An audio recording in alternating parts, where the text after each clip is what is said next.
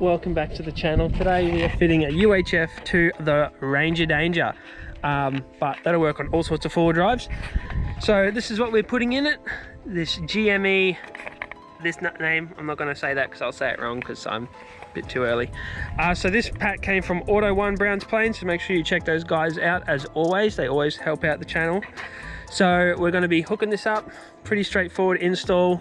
We've got the car pulled apart already. Now what we're going to do is do a stealth install. So we're going to put the actual control unit itself up in here in this nice bit of dead space under this center console panel bit, and then we're going to probably have the hands piece up in here somewhere.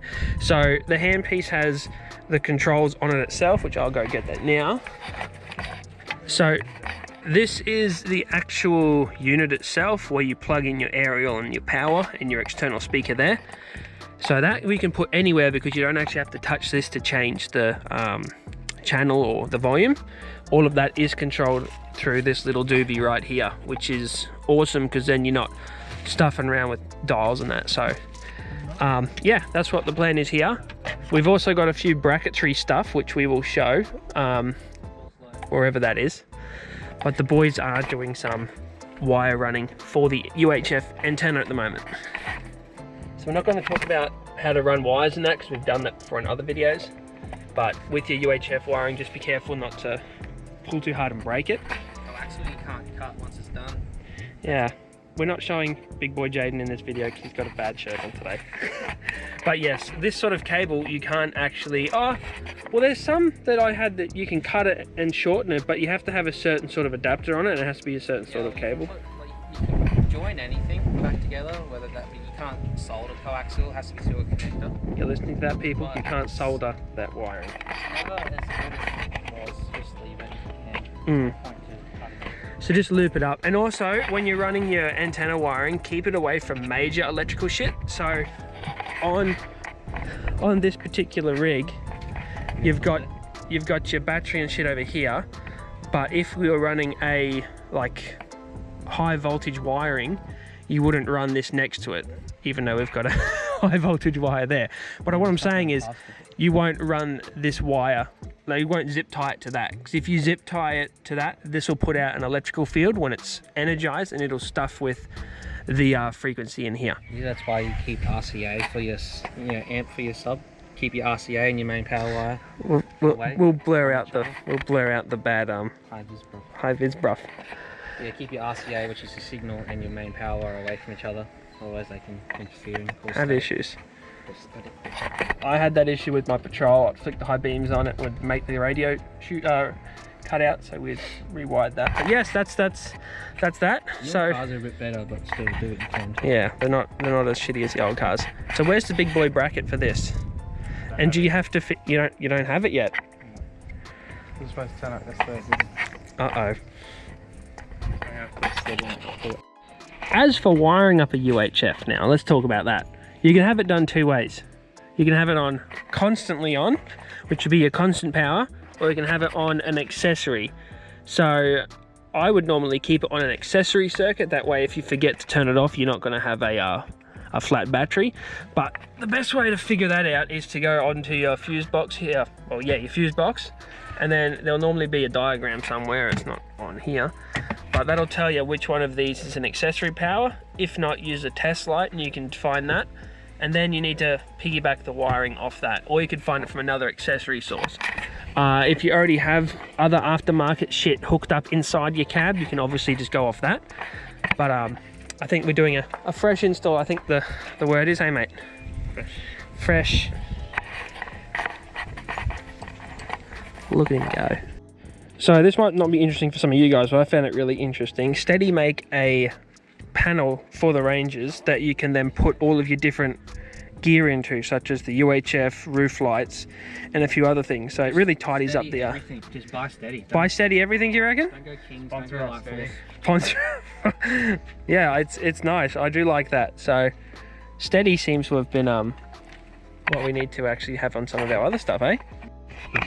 Hidden. Good. Sweet, so that's all buttoned up. Back to looking stock. The only part you'll see is the hand unit. That's pretty cool. Very cool indeed. And then when you actually wire this up properly, this also lights up. the UHF one won't, but this one. I think we covered that in the light bar video actually, didn't we? Yeah, actually, yeah, if you go watch that. Go watch that light bar video. Do it. Just do it! I love steady. Alright, so that's what the steady thingy. Do we have a link? We'll get Connor to send a link to me so that I can put it in the video description of this piece here. And also I'll put a link in the description of the UHF if I remember. So yes, that's what it looks like once it's all bolted together, which looks factory AF. AF, as they say on the YouTubes. Yeah. It's really, it does kind of suck with Ford. So your only option is to buy that. So you want something that doesn't look, because you know boomers just stick anything to their dash. Don't start on the boomers. People, But if you want it to look nice, you boomers get very upset. $200. I think it was. 200 for that. 130 or $79 just for the bracket, and you'll buy your buttons and Right. blanks and stuff. So if you bought 4 buttons. So that's $25. That's $25. That's $2 each. Oh The my blank's hat. $2 each. Far out. But I mean, that's the price you got to pay for that finish. Look at it. Excellent. Poor man pays twice. Poor man does pay twice. So now we plug that in, and then we haven't actually got it wired up yet. No. But when we do, we'll be testing it. At least all the hard bits done. Now it's going to tidy up our wiring and wire up that to accessory powers, and then we're sweet. Accessory powers. Accessory or the constant powers, whatever powers you wish to do it. Not getting that, you said powers. The powers, mate. The powers that be. Jaden. Got a Nava adder circuit, that's the part number there. 54408BL. Yep. And all it does is you take your fuse out of your fuse box, push this in, see the prongs there? It reenacts a mini blade fuse. And then what happens here, you got 2 more circuits now. So you put this one in there, this is just for argument's sake. Put the first one in, now that fuses your original circuit that you're pulling power off of. Put this one in, this is now fusing this circuit that it's sending power to. So now they're both still fused, they're not dodgy, it's a great idea. Awesome, especially when you got a new car, you don't want to cut off wires. Also make sure with your existing fuse that you're obviously going to be plugging into, you put the same friggin' fuse into that you've pulled out. Don't go putting like a 10 amp fuse into a 5 amp circuit if you've pulled it out, because you're just going to cause dramas. So yeah, that's a nice bit of gear, but we've given you the part number. So yeah, that's what you need. Idea. I actually got that off the Navarro page. I was like, everyone's like, oh, just splice into your cigarette lighter wiring. Like, no. And if you don't like the terminal, you can cut that and solder it, but it just makes it easier having that terminal there. But yeah, that's a nifty little bit of gear.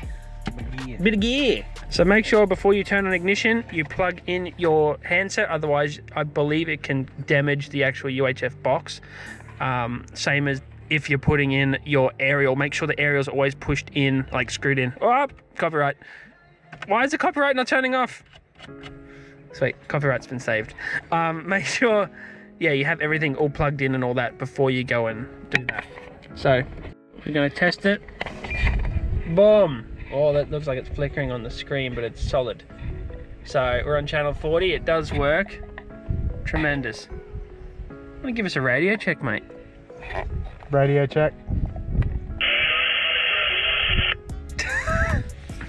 I think that was good. I think he said something. Very good. So yeah, that's that install. All said and done. How tremendous is that? Once again, thank you guys for watching. It means a lot. Keep on boosting, and we'll see you in the next video.